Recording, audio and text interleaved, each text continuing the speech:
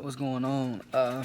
Today I'm going to be discussing the differences between males and females within a classroom, basically. Um, Questions that normally come about when this happens is there a difference within the classroom? Do we treat them differently? Are they taught differently? Do they learn differently? There's thousands of questions that a lot of people have, but there is actually a difference between the two. The text actually states that teachers should consciously ensure that classroom activities do not favor one group over the other. Both boys and girls can learn the skills and attitudes that seem to be more natural to the opposite sex through participating in the preferred activities of the other group. Now, for example, I've actually had the privilege of witnessing this happen because I believe there's a class of about 14 to 15 males, and there's only one female in this class. This class is like a shop class, basically. Now, when you think of a shop class, you normally think, that's a male, quote unquote, male type of classroom. But this young lady is actually in the top two of her class, I believe. Like, it's her and a male that's like way ahead of like the rest of the class, and like her welding is done like almost to perfection.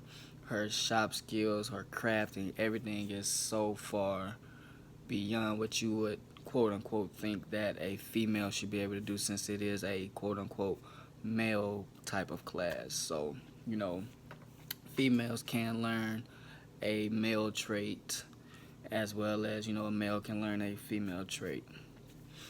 Uh, the states also text that, elementary schools with a predominance of female teachers may reinforce maternal roles with an emphasis on obedience. Now, what does this mean?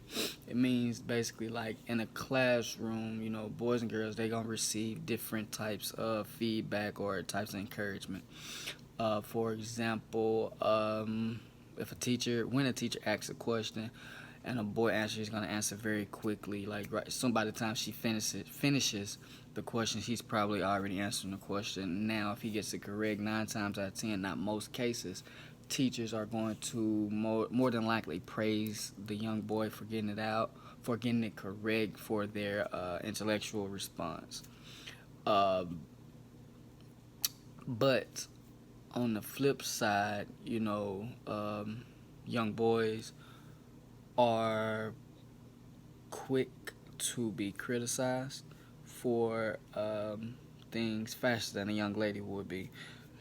Excuse me. For example, a young male student might only get 1 or 2 times before he's publicly criticized, whereas a young lady, she might get 3, 4, maybe 5 different times before it's actually brought out in the public, and then she's criticized.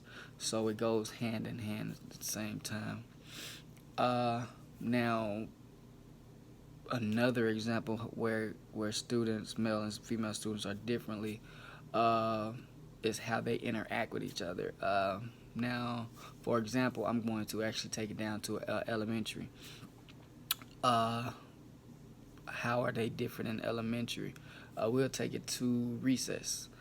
Um, Most of the times, when a kid goes to recess, a young boy, he's going to want to play football, basketball, soccer, or something like that, something athletic most of the time. Whereas, young ladies, they prefer to play hopscotch, jump rope, patty cake, and things of that nature. Now, that's really mainly how it's set up. We're basically taught that at a young age. That's what males do. That's what females do. But in some cases, there are females that would like to play with the boys. They'd rather play basketball, or they'd rather play football, or something quote unquote that's male dominated at that area, and things like that. But when that does happen, we normally call those young ladies tomboys, or vice versa. Sometimes there are males that would rather play hopscotch or patty cake, or things that are quote unquote feminine, and that's actually the title that most young fellas get due to them not being quote unquote manly. So it's really unfair, but that's the way that most people in most areas around are taught. Now, granted, sometimes females would love to play basketball and they'll play with each other, and the males will play with each other, and they play in the same sport. So what does that mean when they do that? Actually, even though that they're playing the same sport, uh, the males are not most cases.